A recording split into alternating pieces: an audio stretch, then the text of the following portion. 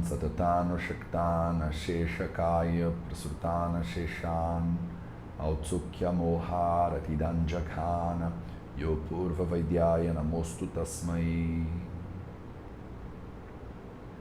Sejam bem-vindas a mais um vídeo da série Vida Veda nos Samhitas, no canal do Vida Veda no YouTube. Meu nome é Matheus e hoje a gente vai continuar nossa leitura do Ashtanga Hridayana Sutrasthana capítulo 2 com os shlokas número 24, segunda metade do shloka número 24 e o shloka número 25 inteiro. Antes da gente começar, eu queria convidar você, se você curte o nosso trabalho, se você está acompanhando, se chegou até aqui no trabalho do Vida Veda, se você quer ajudar a gente a manter esse trabalho aberto, livre e gratuito para todos, considera apoiar o nosso trabalho entrando lá no apoia.c/VidaVeda. É muito importante, o trabalho do Vida Veda hoje é largamente realizado com base no apoio de vocês. Então, se você quer que esse trabalho continue acontecendo da maneira como ele está acontecendo, pensa se não vale a pena ajudar a gente de alguma maneira.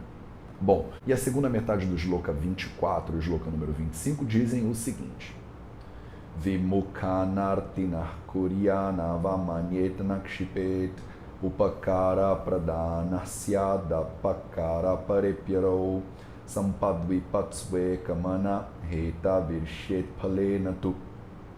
Então, ele vai continuar aqui com a nossa incursão pelo Sadvruta, né, as regras de conduta e de ética, né, que são esperadas de um praticante do Ayurveda todos os dias. É um Dinacharya, né, está dentro do capítulo de Dinacharya. E entre as regras que ele espera que a gente siga, ele explica as seguintes, né, são algumas aqui. Então, ele diz: Vimukhana Arthinaha. Então, Arthinaha é um pedinte, né? É uma pessoa que vem te procurar para ajuda. Talvez ela esteja vindo para te pedir dinheiro, talvez ela esteja vindo para te pedir alguma outra coisa. Então, um pedinte, né? Uma pessoa que vem, que não tem alguma coisa e vem te pedir por alguma coisa, você na Vimukhan Kuryat. Então, Vimukhan significa virar o rosto. Significa ser hostil em direção a essa pessoa. Então você não kuryat, você não deveria fazer algumas atitudes em relação a essa pessoa. A primeira dela é vimukhan, então virar o rosto ou ser hostil em relação a alguém que está vindo te pedir alguma coisa. Mas tem mais algumas coisas que você também não deveria fazer. Então, na avamanyet. Avamanyet significa desrespeitar. Ativamente, ou você ignorar o que a pessoa está te pedindo, né? Essa pessoa que está te pedindo ser ignorada, mas ela também não deve ser ativamente desrespeitada ou insultada, né? Digamos assim. E na akshipet, ela não deve ser violentada, ela não deve ser encarada de forma violenta ou grosseira, né? Ela não deve ser rejeitada de forma violenta ou de forma grosseira. Então, se uma pessoa vem te pedir ajuda, ela não deve ser maltratada, violentada ou rejeitada de nenhuma maneira. É isso basicamente que ele está querendo dizer. Upakara pradana syad apakara parepyaro. Gente, isso é muito lindo. O que ele está falando aqui agora, vê se vocês não acham, eu fico babando, eu sei, mas vê se vocês não concordam comigo. Ele está falando aqui, apakara pare arau. Então, apakara significa uma ofensa. Para, então uma grande ofensa. Então, mesmo um arau significa uns inimigos. Então, ari, a palavra ari significa inimigos. Então, um inimigo que te comete uma grande ofensa, um inimigo que é extremamente maldoso com você, que é extremamente ruim para você, api também upakara pradana syat. Então, pradana significa com a maior importância. Em primeiro lugar, upakara deve ser servido, deve ser tratado com amizade, deve ser assistido, quer dizer, você deve prestar assistência para essa pessoa. Até um inimigo que te trata com a maior violência, com a maior maldade, com a maior ofensa, deve ser servido, deve ser cuidado com a maior amizade, com o maior cuidado, com o maior carinho. Olha que lindo nesse momento que a gente vive, né, de problemas políticos, né, e desentendimentos de Facebook, de Instagram, tá aqui o Samhita te dizendo, gente, vocês estão doidos? Tipo, olha aqui o que é a Ayurveda. Se você é uma pessoa que quer dizer que você segue a Ayurveda de alguma maneira, se você é uma pessoa que você quer dizer que você seja um médico que pratica Ayurveda, ou seja uma nutricionista que pratica Ayurveda, ou seja uma dona de casa que pratica Ayurveda, não adianta você ficar fazendo Panchakarma na Índia se você não observa ou não tenta, pelo menos, implementar nas suas atitudes no seu dia a dia um pouco disso aqui. Isso aqui é o capítulo 2 do Samhita. Um livro de 120 capítulos, a gente está no início do início. Então, como você pode esperar dizer que você é ayurvédico ou que você segue os ensinamentos do Ayurveda de acordo com os Samhitas, se você fica batendo boca com qualquer pessoa no Instagram, né, ou no Facebook, ou seja lá onde as pessoas batem boca hoje em dia? Ele está te dizendo claramente o teu inimigo, os teus inimigos, né, Arau, que te cometem as maiores maldades, as maiores ofensas, até eles devem ser tratados com pradhana upakara, eles devem ser servidos, devem ser tratados com amizade, devem ser assistidos. Se essas pessoas estão te tratando com maldade ou de uma maneira ruim, provavelmente é por ignorância ou porque elas estão precisando de carinho, de ajuda, de amor, de alguma coisa, né? Então o Samhita, ele quer que você trate uma pessoa que está te vindo com sofrimento com amor, com carinho. É lindo isso, né? Esses ensinamentos, eles já estavam presentes aqui há milhares e milhares de anos. Isso não é nada novo, né?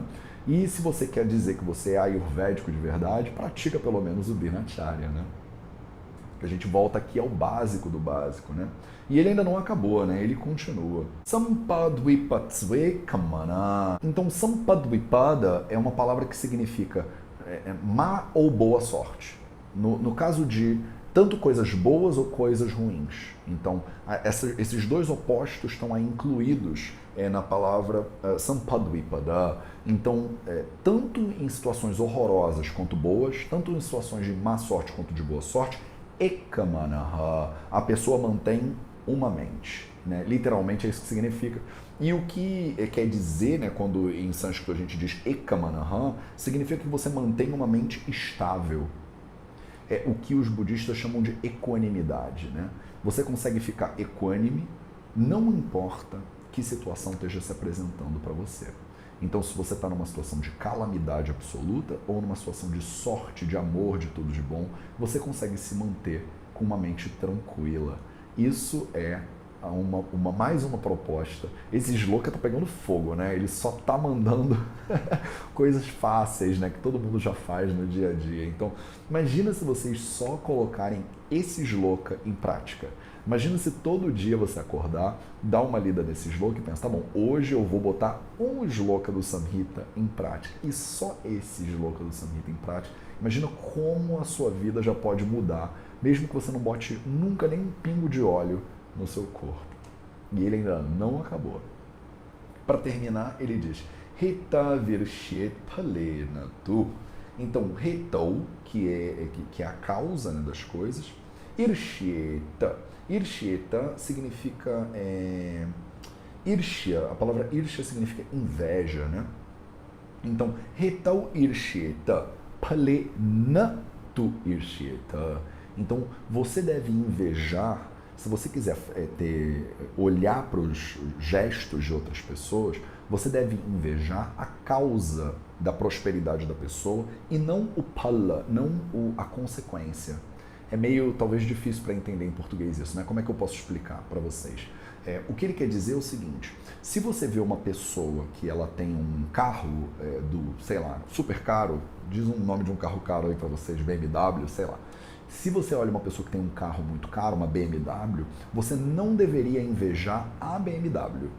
A BMW é o resultado, pala, é o resultado, é o fruto de uma ação que aquela pessoa teve para comprar ou para ganhar aquele dinheiro, por exemplo. Estou dando um exemplo meio bobo aqui, tá? Mas só para vocês entenderem o que ele quer dizer. Então, se a pessoa comprou um carro caro, você não deve invejar o carro, você deve invejar o reto, a causa dele ter comprado o carro. Então, de repente, ele trabalhou muito e ganhou dinheiro para comprar aquele carro. Então, se você quiser invejar alguma coisa, inveje a causa do fenômeno e não a consequência do fenômeno. Se você vê uma pessoa como o Mateus, você fala assim, nossa, quem dera, né? Eu queria saber sânscrito igual o Mateus, eu queria saber Ayurveda igual o Mateus. Então, não inveje o pala, a consequência, o saber sânscrito ou o saber Ayurveda. Inveje o reto, a causa. Por que o Mateus sabe sânscrito ou sabe Ayurveda? Porque o Mateus veio morar na Índia, ficou aqui mais de 5 anos e ralando coco em Jammunakar. Então, se você quiser ter o pala, os frutos de uma determinada ação, vai atrás da causa daquelas ações, entendeu? Então, o Samhita está te dizendo bem claro aqui, quando você olha em volta e você vê coisas que você gostaria de ter, não tenta pegar ela da pessoa ou invejar a consequência. Inveje sim e se inspire na causa. E, de repente, isso você também pode fazer, né? Isso está ao alcance de todos, digamos assim. Então, esse foi um shloka bem carregado de significado, né? Talvez a gente não precise de mais nenhum shloka para falar de Sadvruta, e ele ainda vai continuar o capítulo mais adiante. Então, a gente falou aqui um pouquinho sobre pessoas que vêm até você para te pedir alguma coisa, né? Tanto pedintes, né, de dinheiro quanto pessoas que precisam de ajuda, não devem ser desrespeitadas, não devem ser ignoradas, não devem ser violentadas, você não deve virar o rosto para essas pessoas. Ele falou sobre a disposição que você deve ter para ajudar, para servir, para ser amigável, até com o pior inimigo que faz as piores maldades. Ele falou um pouquinho sobre como você deve manter uma mente estável, equânime, tranquila, tanto em situações incríveis quanto em situações horríveis. E ele também falou sobre como você deve agir em uma situação que te gera, de repente, cobiça, inveja ou desejo, né? Se você tem um desejo em relação a alguma coisa, não inveje os frutos daquele fenômeno, inveje sim as causas e corre atrás, de repente, das causas. Então, 4 ideias aqui bastante profundas, a gente poderia parar e fazer grupos de estudos inteiros só com base nesse sloquinho aqui. Eu não vou parar, porque ele ainda fala bastante coisa muito interessante até o final desse capítulo, mas acho que vale a pena a reflexão, né, gente? Olha como é bonito, como é profundo o conhecimento dos Samhitas, como a gente está aqui no capítulo 2 e ele está te propondo que a tua vida diária, ela deveria ser carregada desse tipo de sentido, desse tipo de atitude de serviço, desse tipo de cuidado com os outros, inclusive, como a gente viu na semana passada, com formigas e com insetos, né? E quanto mais, quer dizer, dos seus inimigos, né? E das pessoas que precisam de ajuda ou precisam do seu auxílio. Esse era o shloka que eu queria ler com vocês hoje. Vamos para o nosso minutinho de sânscrito, então. No nosso minutinho de sânscrito de hoje, a gente vai ver mais 2 consoantes do Devanagari, e essas consoantes também são labiais. Então, na semana passada a gente viu o P de pato, digamos assim, o P, e o seu Mahaprana, que é o P. E hoje a gente vai ver o B, o B de bola e o B. Então, B, B, B, B. E na língua portuguesa a gente confunde muito P com B, né? Então a gente fala P de pato, não, B de bola o tempo inteiro, né? Porque é muito fácil de confundir esses fonemas, porque eles são os 2 labiais, né? Eles são pronunciados de uma maneira muito similar. E no sânscrito também é muito fácil de confundir, ainda mais porque eles têm uma versão que é com pouco ar e uma versão que é com muito ar. Então vocês vão ver aí o B, esse B com A, que é tipo uma bolinha com um risquinho. E vocês vão ver o B, que é o BHA, que é pronunciado da mesma maneira que o B, só que com uma tossidinha em cima.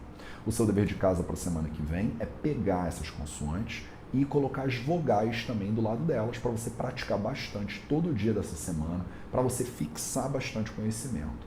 Essas consoantes também são bastante usadas, então você encontra elas em praticamente todos os shlokas que a gente vai ler, vai ter um B ou vai ter um B.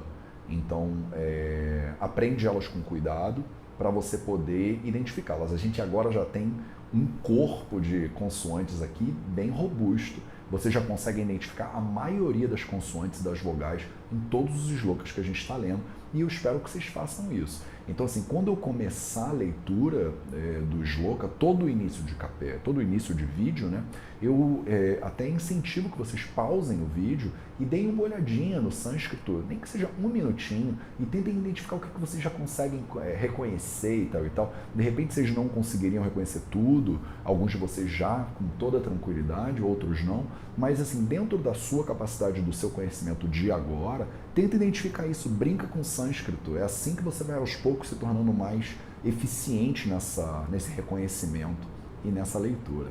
Esse era o shloka que eu queria ler com vocês hoje. Muito obrigado pela sua presença e a gente se vê no próximo vídeo.